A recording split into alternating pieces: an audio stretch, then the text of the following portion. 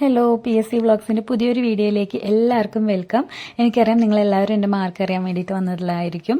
അപ്പോൾ വീഡിയോ അവസാനം വരെ കാണാം കേട്ടോ. ഞാൻ വീഡിയോയിൽ പറയുന്നുണ്ട് മാർക്ക്. അപ്പോൾ ഇതെന്ന് പറഞ്ഞാൽ എക്സാമിൻ്റെ ദിവസം രാവിലെ നേരത്തെ എഴുന്നേറ്റ് പിന്നെ ക്ലാസ്സൊക്കെ കണ്ട് പിന്നെ ഞാൻ സ്കൂളല്ല കേട്ടോ, കോളേജിലാണ് എനിക്ക് കിട്ടിയിട്ടുണ്ടായിരുന്നത്. അപ്പോൾ കോളേജിലേക്ക് പോകാൻ വേണ്ടിയിട്ടുള്ള ഒരു പ്രിപ്പറേഷനൊക്കെയാണ്. എനിക്ക് എക്സാം ഉണ്ടായിരുന്നത് Mount Seena arts and science കോളേജിലായിരുന്നു. അപ്പോൾ കുറച്ച് ഉള്ളിലോട്ടാണ്, അതുകൊണ്ട് തന്നെ ഞാൻ നേരത്തെ ഇറങ്ങി. പിന്നെ നമ്മളുടെ ജില്ലയിൽ റെഡ് അലേർട്ടാണ്, നല്ല മഴയായിരുന്നു. അതുകൊണ്ട് തന്നെ നേരത്തെ ഇറങ്ങിയിട്ടുണ്ടായിരുന്നു. 11:45 ആകുന്ന ആ ഒരു സമയത്ത് തന്നെ ഞാൻ ഈ കോളേജിലൊക്കെ എത്തിയിട്ടോ. നേരത്തെ എത്തി, കാരണം മഴയായതുകൊണ്ട് പേടിയായതുകൊണ്ട് ഉള്ളിലോട്ടുമാണ് കുറച്ച് കോളേജ്, അതുകൊണ്ട് തന്നെ നേരത്തെ എത്തിയിട്ടുണ്ടായിരുന്നു. അവിടെ എത്തിയിട്ട് ഇങ്ങനെ ഫോണിൽ വീഡിയോ ക്ലാസ്സൊക്കെ ചെറുതായിട്ടൊക്കെ കണ്ടിട്ടുണ്ടായിരുന്നു. അങ്ങനെ എക്സാം എഴുതി വീട്ടിലെത്തിയിട്ടാണ്.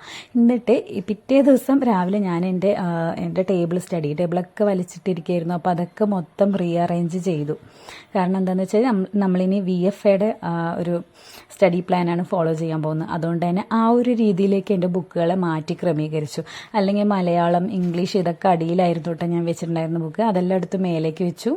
പിന്നെ SCERT ഒരു സൈഡിൽ വെച്ചു, പ്രീവിയസ് ഇയർ ബുക്ക് ഒരു സൈഡിൽ വെച്ചു, ഇമ്പോർട്ടൻ്റ് ആക്സ് ബുക്ക് എടുത്ത് മുകളിൽ വെച്ചു. ഇനി നമുക്ക് നമ്മളുടെ എക്സാമിനെ കുറിച്ച് പറയാം. എനിക്ക് C കോഡാണ് കിട്ടിയിട്ടുണ്ടായിരുന്നത്. ആദ്യത്തെ ക്വസ്റ്റ്യൻസ് ഒന്നും വലിയ പ്രശ്നമൊന്നുമില്ല കേട്ടോ, അങ്ങനെ നമ്മളെ വീഴ്ത്തുന്ന ക്വസ്റ്റ്യൻസ് ഒന്നും ആയിരുന്നില്ല. പക്ഷെ ആദ്യം തന്നെ കറണ്ട് അഫയേഴ്സ് ഒക്കെ ആയിരുന്നു, എങ്കിലും അത് അറിയുന്നതായതുകൊണ്ട് വലിയ പ്രശ്നമൊന്നും ഉണ്ടായിരുന്നില്ല. പക്ഷേ പിറ്റത്തെ തൊട്ടടുത്ത പേജ് മറിച്ചപ്പോൾ തൊട്ടിട്ട് ഫുള്ള് സ്റ്റേറ്റ്മെൻറ്റ് ക്വസ്റ്റ്യൻസ് വരാൻ തുടങ്ങി. കറണ്ട് അഫയേഴ്സിലാണെങ്കിലും ഹിസ്റ്ററിയിലാണെങ്കിലും ഒക്കെ സ്റ്റേറ്റ്മെൻറ്റ് ക്വസ്റ്റ്യൻസ് ആണ് വരാൻ തുടങ്ങിയത്. തേർഡ് സ്റ്റേജിന്റെ ക്വസ്റ്റ്യൻ പേപ്പർ ഞാൻ നോക്കിയിട്ടുണ്ടായിരുന്നു. അത് ഒരുവിധം ഈസി ആയിരുന്നു, കാരണം അതിൽ ഒരുപാട് സ്റ്റേറ്റ്മെന്റ് ഒന്നും ഉണ്ടായിരുന്നില്ല. പക്ഷേ എൻ്റെ ആ ഒരു സ്റ്റേജിൽ എന്ന് പറഞ്ഞാൽ ഈസി അല്ല എന്നല്ല കേട്ടോ, ഈസി ആണ്. പക്ഷേ സ്റ്റേറ്റ്മെന്റ് കാരണം നമുക്ക് ടൈം കിട്ടാത്ത പ്രശ്നമാണ് വരുന്നത്. അതായത് ആ മാത്സ് ഒക്കെ എഴുതാൻ പോണ സമയത്ത് ഞാൻ ഓടിച്ച് എഴുതുമായിരുന്നു മാത്സ് ഒക്കെ. അതായത് ഇത് ശരിയാണോ എന്ന് ഒരു വട്ടം കൂടി ചിന്തിക്കാനുള്ള ഒരു സമയമൊന്നും എനിക്ക് കിട്ടിയിട്ടുണ്ടായിരുന്നില്ല കേട്ടോ. ആ ഒരു പ്രശ്നം ഉണ്ടായിരുന്നത്. അല്ലാതെ ഒട്ടും ഈസി അല്ല എന്നല്ല, ഈസിയാണ്. പക്ഷേ സ്റ്റേറ്റ്മെന്റ് കുറച്ച് കൂടുതലായതുകൊണ്ട് ടൈം പെട്ടെന്ന് പോയി. ഞാൻ മാത്സ് ഇത്ര സ്പീഡിൽ ചെയ്തിട്ടേ ഇല്ല എൻ്റെ PSC എക്സാമിൻ്റെ ആ ഒരു ചരിത്രത്തിൽ. അത്രയും സ്പീഡിലാണ് ഞാൻ മാത്സ് ഒക്കെ വേഗം ചെയ്തിട്ട് പോയത്. ഉത്തരം ശരിയാണോ എന്ന് ചെക്ക് ചെയ്യാനുള്ള ഇതുകൂടി ഉണ്ടായിരുന്നില്ല കേട്ടോ എനിക്ക്. അങ്ങനെ എൻ്റെ പിന്നെ വീട്ടിലൊക്കെ വന്ന് ഞാൻ ടോട്ടൽ മാർക്ക് നോക്കി. ഞാൻ പ്രതീക്ഷിച്ചതിൽ നിന്നും കുറേ തെറ്റുകളെല്ലാം സംഭവിച്ചു. ഒരു 78 മാർക്സാണ് എനിക്ക് കിട്ടിയിട്ടുള്ളത്. പക്ഷെ ഞാനൊരു 80+ പ്രതീക്ഷിച്ചിട്ടുണ്ടായിരുന്നു, അത് കിട്ടിയില്ല. അതിൽ ചെറിയൊരു സങ്കടമുണ്ട്, എന്നാലും സാരല്ല. ഒരു സ്റ്റേറ്റ്മെൻറ്റ്സ് ഒക്കെ വായിച്ചെത്താത്തത് കൊണ്ടുള്ള ഒരു പ്രശ്നമൊക്കെ ആയിരുന്നു. സാരല്ല, അടുത്ത എക്സാമിന് നമ്മളത് ശരിയാക്കും. പിന്നെ ഈ എക്സാം എഴുതിയിട്ട് നിങ്ങൾ ഉദ്ദേശിച്ച സ്കോറിൽ എത്താൻ പറ്റാത്തവർ, അല്ലെങ്കിൽ എക്സാം എന്തെങ്കിലും കാരണം കൊണ്ട് എഴുതാൻ പറ്റാതിരുന്നവരൊക്കെ വളരെ നിരാശരായിട്ട് ഇരിക്കുന്നുണ്ടാവില്ലേ. അവരോട് എനിക്ക് പറയാനുള്ളത്, നിരാശപ്പെടേണ്ട ആവശ്യമില്ലടാ. കാരണം നമുക്ക് ഇനിയും എക്സാം വരുന്നുണ്ട് അല്ലേ, ഇനിയും ഒരുപാട് എക്സാമുകൾ വരുന്നുണ്ട്. അതേപോലെ തന്നെ നമ്മുടെ സമയം എത്തുന്നേ ഉണ്ടാവുള്ളൂ. അപ്പോൾ അതിൽ നിങ്ങൾ വിശ്വസിക്കുക, നിങ്ങളുടെ സമയം എത്തും. ഉറപ്പായിട്ട് നിങ്ങൾക്കൊരു സമയമുണ്ട്, ഒരു നല്ല സമയമുണ്ട്. ആ ഒരു സമയം നിങ്ങൾക്ക് അടുത്തുകൊണ്ടിരിക്കുകയാണ്. ഇനി സഞ്ചരിച്ച അത്ര ദൂരമില്ല, ഇനി സഞ്ചരിക്കാൻ വേണ്ടിയിട്ട് നിങ്ങളുടെ ലക്ഷ്യത്തിലേക്ക്.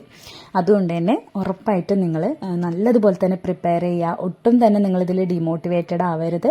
നല്ല ഊർജ്ജസ്വലരായിട്ട് വീണ്ടും നിങ്ങളുടെ പഠനം ഇപ്പം ഈ ഒരു തൊട്ട് മുന്നത്തെ ദിവസങ്ങളിൽ എങ്ങനെയായിരുന്നു അതുപോലെ തന്നെ കൊണ്ടുപോകുക ഓരോ ദിവസവും. അപ്പം പിന്നെ ഇനി കുറേ പേര് ചോദിച്ചിട്ട് വരുന്ന കാര്യം ഉണ്ടാവുക, മെയിൻസിന് ഞാൻ പ്രിപ്പയർ ചെയ്യണോ, എനിക്ക് ഇത്ര മാർക്കേ ഉള്ളൂ, കട്ട് ഓഫ് ഇത്ര ആയിരിക്കുമോ എന്നൊക്കെ ചോദിച്ചിട്ട് കുറേ പേര് വരും. അപ്പോൾ അവരോട് എനിക്ക് പറയാനുള്ളത്, നിങ്ങൾ പ്രിപ്പയർ ചെയ്യുക. നിങ്ങളുടെ ആ ഒരു മാർക്കിൽ നിങ്ങൾക്ക് വിശ്വാസം ഉണ്ടെങ്കിൽ ഉറപ്പായിട്ട് നിങ്ങൾ പ്രിപ്പറേഷൻ തുടങ്ങുക.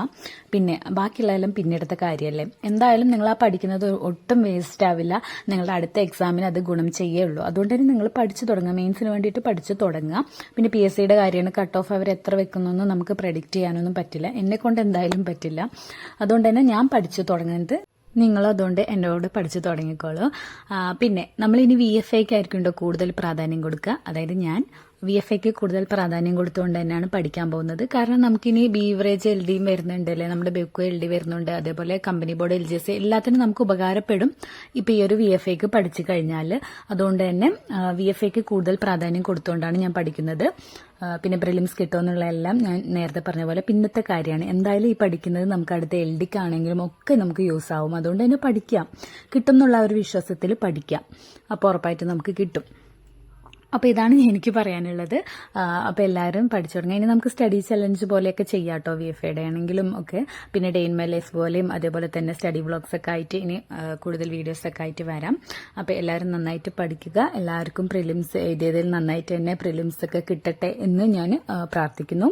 അപ്പോൾ വീണ്ടും അടുത്ത വീഡിയോയിൽ കാണാം. അതുവരെയ്ക്കും ബൈ.